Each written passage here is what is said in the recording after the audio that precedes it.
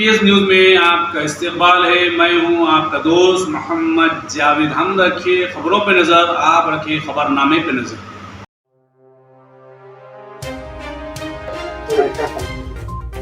अस्सलाम वालेकुम, good afternoon.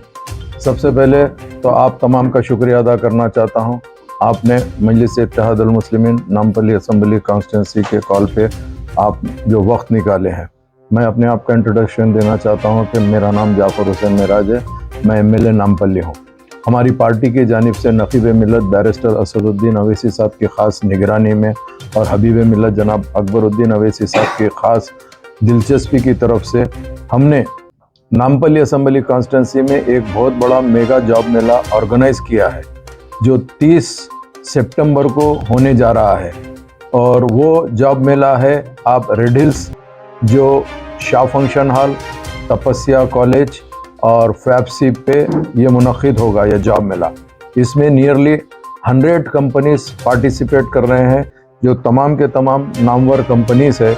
मैं कुछ कंपनीज का नाम आपके सामने पेश करना चाहता हूं। और इसमें जो क्वालिफ़िकेशन रहेगा